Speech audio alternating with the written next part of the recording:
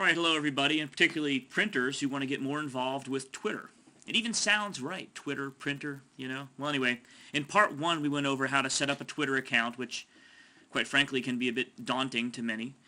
And not only that, but how to optimize it, how to set up your background, which you can see here. We see the nice background we set up for the Markzware account some time ago, and other basic setup procedures, which you can see in part 1.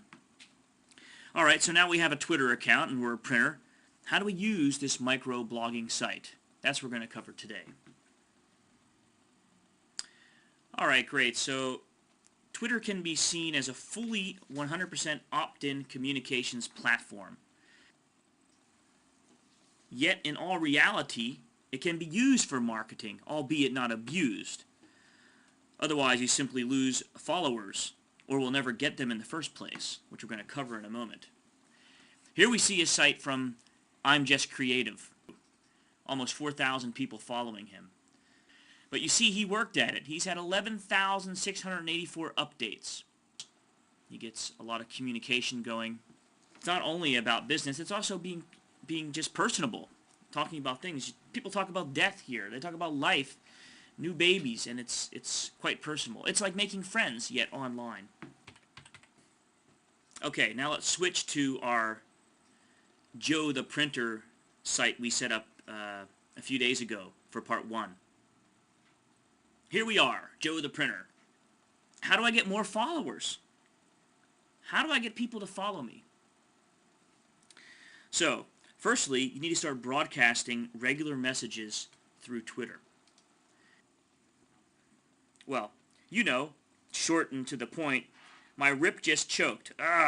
Why always at 4:59 on Friday? But many others will keep it personal, and that's a good thing as well. They'll start off their morning with, "Hi, good morning, tweeters," or something similar, keeping it very personal. People will talk about all manner of things here. Their cat, their dog, their wife, their kids, and it's highly accepted. The home section is where you can see what everyone's saying, who you're following. Only following one right now. We'll get to that in a moment. And you can say what you're doing here. So, you know. Rip just crashed.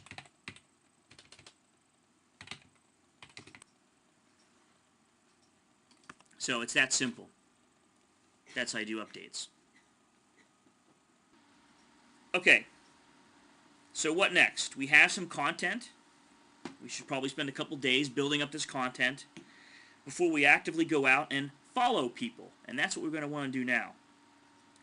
So of course you can start with your family and friends and people like that. But we want to go out there and find or search for graphic designers, for they often, quite frankly, need a printer. So how do you do that? Well, there's several ways.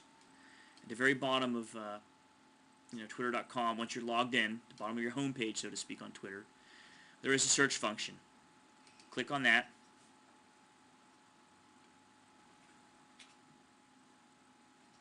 And we will do a search. Quite simple, right? So let's keep it on topic. Let's search for people using InDesign. Let's start with that. So now we see our results for people tweeting about InDesign. Therefore, there's probably a lot of people out here that need a printer, which in our case is our ultimate goal. And what you'll find with Twitter very often is your ultimate goal might become secondary because it's so much fun. And the education you can give and the education you will get on this network is, quite frankly, amazing. But in any event, we'll see here. Oh, here's an interesting one. Anyone have any experience with Scribus, an open source InDesign alternative? I actually have heard that these sort of open source tools are becoming more and more popular in design, which is another topic, another video. Anyway, here we have some people. So, you know, we might want to follow Brava Action. Obviously, we can see her profile. And this might be someone we want to follow as a printer. PR professor, PhD candidate, listener. Obviously, InDesign user. Obviously into making the printed word on paper. And many people, obviously, in the PR field need to print. So we're going to follow her. We hit follow. Click on follow. And we are now following Barbara Nixon. And you just repeat this process. You go back to your search here, and you go to the next one. Rick's book is going to look awesome, in full color, fun doing the layout. InDesign equals forever love. Wow. Now, of course, if you search for InDesign, you're going to find a lot of very pro InDesign ones. And you can go over here, and we can see that this individual's in Canada, and we can get their webpage link to find out more about them. And, of course, we can now follow Peggy Richardson. So just start step by step. Follow a few, 20, 30, something like that. Put a little bit of time in every day. It'll build by itself. Is the next topic I want to cover. Well, not necessarily him specifically, but his type of account. Power accounts. Look at that. 3,990 people following him. So let's follow I'm Just Creative. Now what's cool, he'll likely follow us back hopefully. When we click on followers, is the next way we can find targeted people who might be interested in print, in our case. We can now see all the people that are following him, and it goes in order of the most recent to the oldest. But this is a great way to find people that are interesting potentially to printers. This is a designer, and he's probably following many designer types. Them there. Oh, here we see one quite simply. You get right away. The designer nerd. You can just maybe scan by their names. Probably this is a designer. And sure enough, we see in Chicago, he's following I'm Just Creative, a graphic web designer, illustrator, creative soul, inspired by everyday life. This is the kind of people we want to follow. Let's follow. So now we see we're following 8 people, and we see all their most recent posts. Okay. Once again, they'll all get an email telling them that you're following them, and often they'll follow you back. As a matter of fact, many Twitterers have the rule of thumb, whoever follows you, you follow back. I personally don't do that 100%, but probably 80% of the time. It's only a matter of when it's totally outside of what I'm interested in following, I won't follow them. If they're talking about a topic that's just not interesting to me, I want to keep it focused on graphic arts in Markzware's case. And you as a printer would probably want to keep it focused on your target audience. Then again, as a printer, your target audience could be quite broad because you never know who exactly wants to have print.